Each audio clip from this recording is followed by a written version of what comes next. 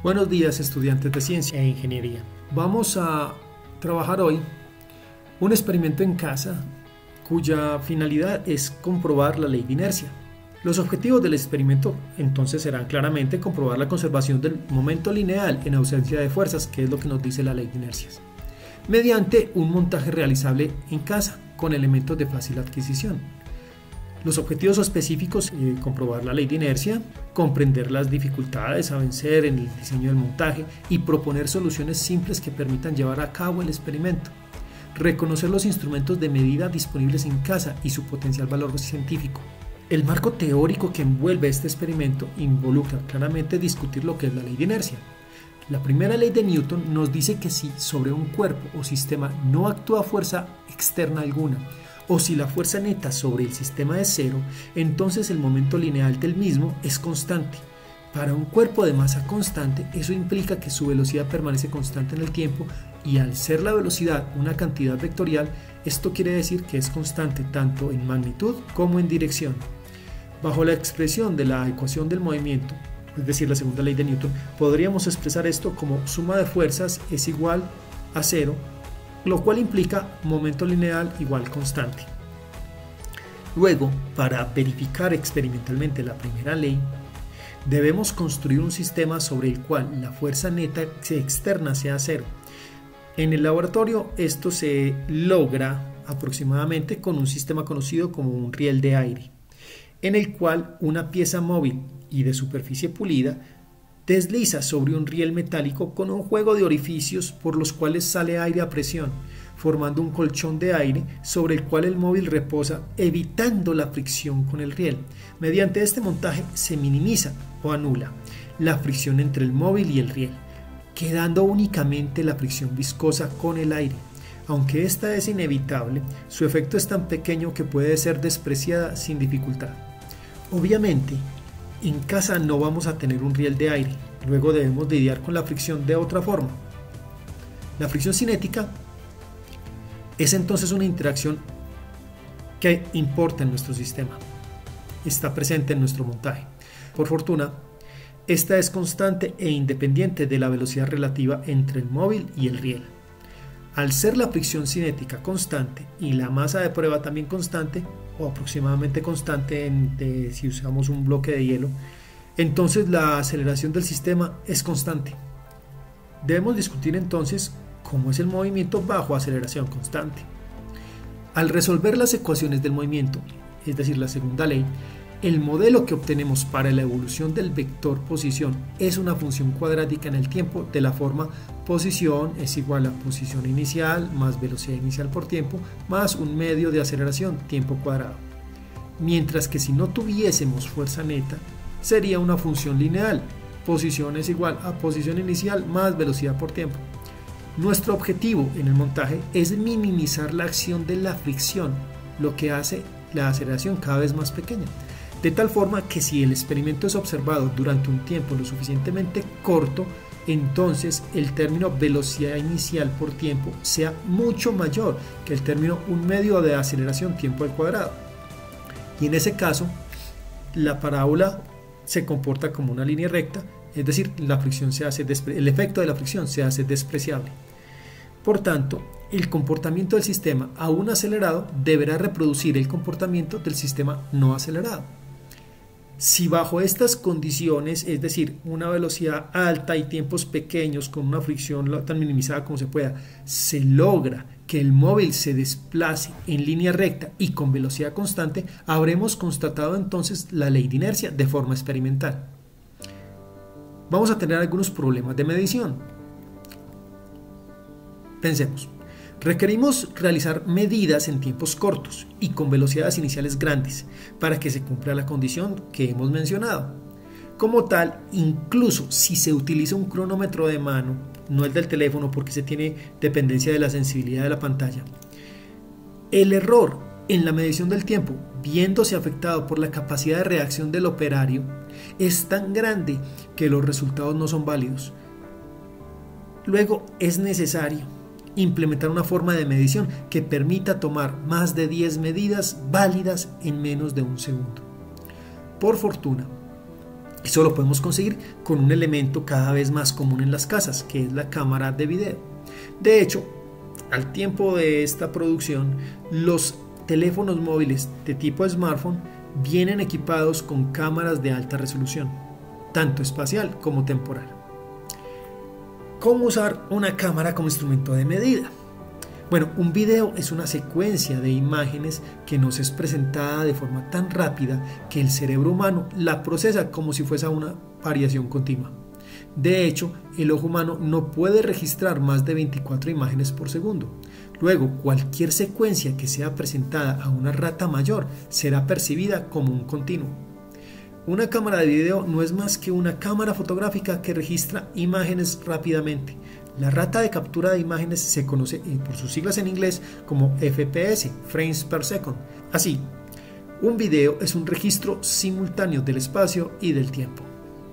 La cámara de video registra las imágenes por medio de una malla de fotosensores, lo que llamaremos el sensor de la cámara, y la información recolectada es mapeada a una matriz de información numérica ya, de forma tal que cada una de las entradas de esta matriz representa un punto en el espacio. Estos puntos reciben el nombre de píxeles. Pero este espacio es plano.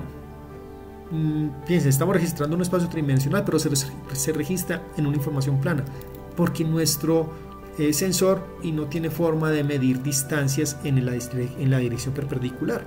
Es decir, en la imagen no tenemos información de las distancias perpendiculares al plano del sensor. Podemos entonces hacer un mapeo de las posiciones en el espacio real a las posiciones registradas en la cámara, siempre que garanticemos que las distancias medidas están todas en el mismo plano. No hacerlo acarrea un error de percepción de la medida conocido como error de paralaje o de perspectiva. Una vez que hemos garantizado que las distancias o posiciones que vamos a medir se encuentran todas en el plano paralelo al plano del sensor y por tanto perpendiculares a la cámara, las distancias en el mundo real son proporcionales a las distancias en el registro fotográfico. Luego basta con saber cuánto mide una referencia en el plano de interés tanto en el mundo real como en la matriz de píxeles para obtener la relación de proporcionalidad y por tanto una medida de distancias o posiciones tomada desde la imagen nos va a referir una medida en el mundo real. Para la medida temporal basta con reconocer que cada imagen es un mapa de lo que era el espacio en un instante dado del tiempo, donde el tiempo está medido en este caso en fotogramas. Al fotograma, donde inicia el experimento, lo podemos llamar tiempo igual a 0. Y los subsiguientes fotogramas corresponden a tiempos y igual al índice del fotograma, el número de fotograma, dividido la rata a la cual la cámara toma esas fotos, dividido los frames per second. Hablemos del montaje experimental. Los materiales que vamos a usar son un teléfono celular, smartphone, con velocidad de grabación de 30 frames per second, 30 fotogramas por segundo, que es el teléfono con el que cuento, y un teléfono de grabación a 240 fotogramas por segundo que me han facilitado. Vamos a usar un cañón de cartón fabricado artesanalmente con un tubo de cartón que puede salir de un tubo de papel higiénico, por ejemplo, y un cartoncito adicional que nos sirva para ajustar el proyectil y unas bandas elásticas. Un proyectil artesanal construido con monedas envueltas en papel y selladas con una cinta de tela, esto porque no tenía yo a la mano una pelota de ping pong que supongo debe ser mucho más cómoda de trabajar y con unos colores más fáciles de registrar en la cámara. Voy a trabajar también con un bloque macizo de hielo con una tapa plástica fundida encima. Sobre una superficie horizontal, lisa, limpia y sin obstáculos, seleccionamos una línea por la cual estaremos lanzando el proyectil. Sobre dicha línea ubicamos dos marcas y medimos la distancia entre ellas con un flexómetro. Ubicamos la cámara de video de forma perpendicular al centro de dicha línea, al menos a 1 metro de distancia perpendicular entre la cámara y el centro, y garantizando que ambas marcas queden registradas en la filmación. Para minimizar el efecto de la fricción podemos ensayar varios caminos. Primero, bajando el coeficiente de fricción, superficies lo más lisas posible o lubricando la mesa. Para esto se utilizó un bloque de hielo. La segunda opción es evitar el contacto. Se puede lanzar el proyectil con una pequeña componente vertical, en cuyo caso la fuerza gravitacional afectará el movimiento, pero en la dirección paralela al piso dicha fuerza no actúa y podemos estudiar la componente horizontal del movimiento aprovechando el carácter vectorial de la fuerza y del momento lineal. Debido a la atracción gravitacional, el proyectil impactará en el piso y rebotará. Durante el impacto actúa la fuerza de fricción, pero al rebotar nuevamente el sistema sigue desplazándose sin fricción porque se ha alejado de la superficie, ya no hay contacto, entonces ya no habrá nuevamente fricción cinética. Y así minimizamos su efecto, el efecto de la fricción cinética. Recopilación y análisis de datos. Los videos son copiados al computador y procesados a través de un software. Se recomienda a los estudiantes usar el software Tracker, que es software libre y está disponible entonces para que lo instalen. Está para Windows, para Linux y creo que para Mac, entonces también no estoy seguro. En mi caso yo usé el software Blender porque me gusta más. Este software realiza el rastreo del proyectil usado. Los datos son extraídos de Blender a través de un script escrito en Python para interactuar con el sistema. Blender está preparado para interactuar con Python. Para facilitar el rastreo se utilizó una tapa de color amarillo vivo fundida en un bloque de hielo. Y en el caso de los lanzamientos con el cañón artesanal se usó un proyectil pintado de verde oscuro. Ambos colores, o sea, ambos proyectiles tienen colores que resaltan en el fondo de la grabación, entonces los hace más fáciles de registrar, de rastrear en los fotogramas. En el caso del bloque de hielo, se esperó a que este comenzara a derretirse, es decir, que se sintiera ya húmedo en su parte externa, para que se encontrara ya lubricado, y se usó este mismo bloque para lubricar también la superficie. En el caso del proyectil se lanzó con un pequeño ángulo de inclinación, como se describió anteriormente, que le permitiera volar rasante un instante y rebotar. En ambos casos, únicamente la componente horizontal del movimiento es relevante para el experimento. Los datos fueron cargados en un script de Python utilizando la interfaz Jupyter y bajo sistema operativo Linux. Se escribió un script de Python para tomar la componente X del movimiento tomando como sistema coordenado el predispuesto por la imagen. Mediante el software libre de edición de imágenes GIMP se midió la distancia en píxeles de la referencia y con el factor de escala calculado se cambió la escala al MKS, al sistema internacional, y se procedió a graficar los datos. Mediante este script escrito en Python y el uso del blog de Jupyter, se hizo el proceso estadístico de los datos y encontramos lo siguiente. Este fue un lanzamiento de la pequeña tapita, golpeada con la mano. Tenemos muy pocos puntos, pero se alcanza a ver la línea recta. El problema es que son pocos puntos y por eso se requiere una cámara mejor.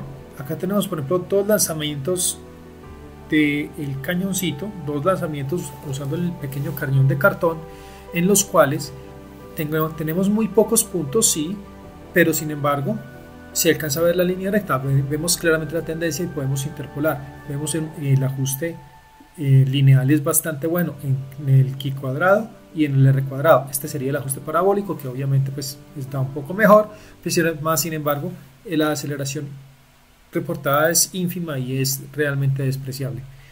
Tenemos dos entonces de la bala con cámara de 30 fotogramas por segundo. Este es un lanzamiento del bloque de hielo ya bien sudado y con la pista lubricada. Vemos que incluso con la cámara de 30 fotogramas por segundo tenemos suficientes puntos para garantizar que eso es una línea recta de forma efectiva.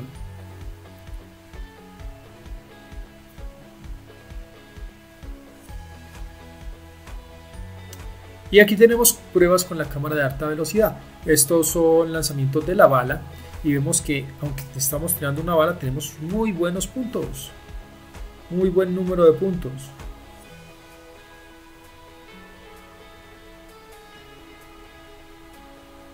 Y podemos determinar claramente la línea recta, es decir, la posición está evolucionando de forma constante con el tiempo, luego el sistema efectivamente conserva su momento lineal constante.